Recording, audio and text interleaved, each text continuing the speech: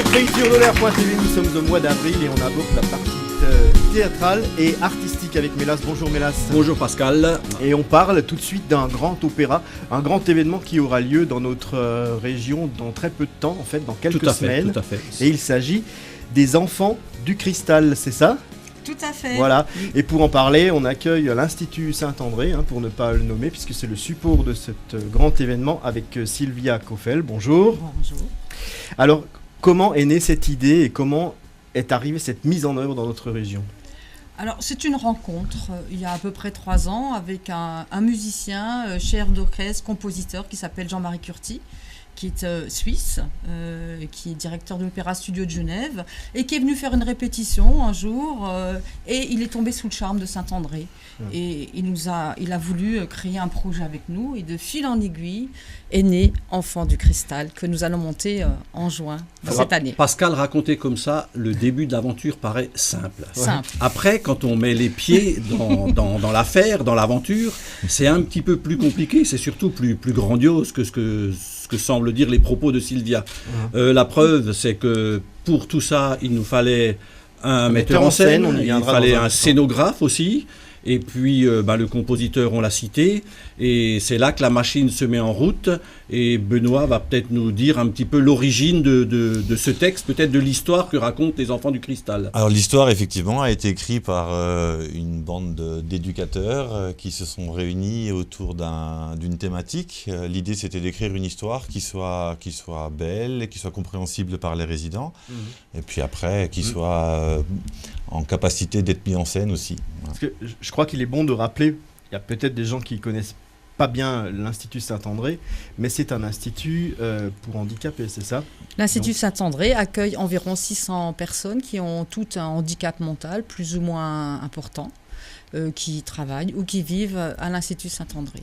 Voilà, donc et c'est vraiment ces résidents qui vont participer en même temps. Il y en a qui vont voir le spectacle et il y en a qui vont jouer, c'est ça ? Il y a une centaine de résidents de l'Institut Saint-André qui participent au projet. Alors ils participent soit par le chant, par la musique, par des activités qu'ils font toute l'année et qu'on met un petit peu au service d'un opéra professionnel. Parce que c'est ça la gageure, c'est de réussir à concilier un spectacle professionnel, un opéra professionnel, avec des amateurs qui font artistes dans tout genre, qui vont réussir à proposer un spectacle ensemble. Quand Benoît Casier évoque les professionnels, il faut aussi en parler peut-être, parce qu'il y a effectivement une centaine de résidents, mais se rajoute à tout ça... Alors il y a effectivement, l'opéra est composé de solistes, il y a donc une dizaine de chanteurs solistes professionnels. Internationaux, il y a au niveau chant le Chœur des Trois Frontières qui est un peu la matrice du chœur, si je puis dire. Il y a donc 80 chanteurs. Et puis, il y a un tas d'activités que font les résidents toute l'année. Ils font du cirque, ils font de l'équitation, ils font du djembé, ils font de la danse et tout ça. C'est des activités qui vont participer, intégrer au spectacle. Ouais. Alors, Sylvia Koffel, et 40 musiciens aussi, ne les oublions pas. Donc, professionnels, les musiciens d'Europe. C'est une charge supplémentaire, mais une charge agréable. Mais je crois savoir qu'il y a quand même énormément de contraintes sur ce projet. Est-ce qu'on peut en parler ? Parce que le lieu, déjà, je veux dire, c'est pas forcément prévu pour ça. Les personnes, il faut les trouver. Enfin, Sylvia, vous allez nous dire ça mieux que quiconque. Alors, des contraintes, oui, mais du bonheur à la fin. Le reste, les contraintes, on les oublie. C'est un spectacle qui aura lieu en plein air. Donc, nous avons commandé le beau temps. On nous a garanti qu'on l'aura. Pour 6 dates, quand même. Pour les 6 dates, tout à fait. Je vous les donne tout de suite. Le 9, 10, 11, qui sont un jeudi, vendredi, samedi. Et le 16, 17, 18 juin. Donc c'est un spectacle qui aura lieu en soirée, donc il a fallu aussi travailler avec un scénographe, Jean Grison, pour tout ce qui est lumière.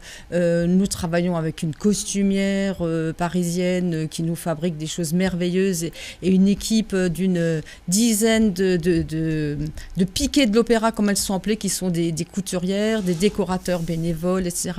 Et nous avons également fait tout un partenariat avec des lycées locaux. Le lycée du bâtiment qui a fabriqué un certain nombre nombre de pièces des décors, le lycée du Rébert qui s'occupe d'une partie des costumes, des maquillages, de la coiffure, le lycée de Wittelsheim, parce qu'il était important aussi de faire entrer des jeunes qui ne connaissent pas le monde du handicap à Saint-André. L'objectif, c'est vraiment ça, c'est faire rentrer des personnes à Saint-André pour participer à un projet qui est à la fois un projet humain et un projet artistique, unique dans son genre. Il y a effectivement, donc, on est dans un opéra, il y a l'aspect musical, mais il y a aussi cet aspect esthétique dont s'occupe Benoît avec Anne Rabaron, donc la costumière dont on parlait à l'instant.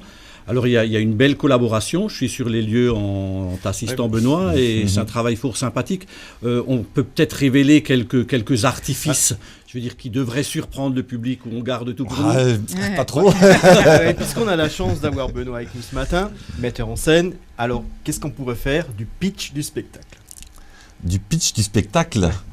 Pour donner envie aux gens de venir, je crois que déjà c'est un joli conte. Je crois qu'il y a 5 tableaux principaux. Je n'ai pas envie de trop en dévoiler tout de même, mais voilà, ce que je peux dire, c'est que c'est un spectacle qui est plein de surprises. C'est une très belle écriture aussi de l'opéra. Et c'est un opéra que l'on a voulu populaire, c'est-à-dire un opéra qui soit de bonne qualité, mais qui soit accessible à tous. C'est-à-dire que ce n'est pas forcément des férus d'opéra qui vont venir, c'est vraiment un spectacle pour tous. D'accord. Quelle est la capacité d'accueil par soir? Nous allons pouvoir accueillir environ 700 personnes dans les gradins, en sachant qu'il y a une trentaine de places pour les personnes à mobilité réduite, qui trouveront donc tout l'espace pour eux. Donc 6 soirs d'affilée. Et comme le dit Benoît, nous voulons vraiment accueillir un public varié, des personnes qui ne sont probablement jamais venues à l'opéra, mais qui viendront parce que c'est un spectacle différent. Et original, parce qu'il faut quand même le préciser, Jean-Marie Curti a pondu ou a accouché d'une partition d'environ 400 pages, du moins ça c'est la version piano-voix. Avec Benoît, on est là-dedans un jour sur 2 pour moi, lui tous les jours. C'est aussi important, c'est que c'est du sur-mesure. Voilà, c'est une création. Curti a écrit l'opéra pour nous, pour les résidents de l'Institut Saint-André, pour que chaque résident, avec même un petit niveau, il trouve sa place dans cette œuvre. On a des images qui évoquent, disons, la construction, la mise en route de ce spectacle, et puis je pense qu'on aura certainement de la vidéo d'ici quelques temps, et je pense que les médias vont en parler et vont nous soutenir plus que d'habitude encore pour ce beau projet. Nous avons déjà régulièrement des articles dans la presse locale. Il y a un site, www.globits/opéra, et donc vous trouverez tous les renseignements, y compris des vidéos, des photos, les bulletins de réservation. C'est ouvert, on peut démarrer. Il y a déjà du monde qui arrive chercher des billets. En fait. Voilà, donc, et plus vite on réserve, meilleures seront les places, bien entendu. Donc, bien sûr. Précipitez-vous. N'hésitez pas et venez très nombreux participer à ce très beau projet. Il y a un côté magique à découvrir. Moi, j'incite tout le monde à venir donc à ces 6 dates dont on parlait tout à l'heure. D'accord. En tout cas, on souhaite un grand succès à cette très belle opération qui se déroulera à Cernay au mois de juin. Merci d'avoir été avec nous. Ça s'appelle Les Enfants du Cristal. Merci Sylvia, merci Benoît. On se retrouve dans un instant sur Pays-Tour de l'air.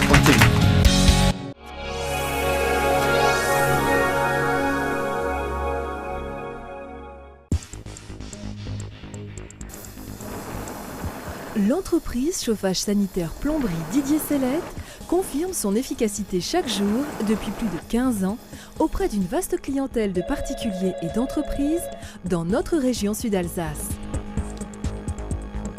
Chauffage sanitaire Sellette, bonjour. Fort d'une expérience riche et diversifiée, l'entreprise intervient rapidement avec succès sur tout type de dépannage.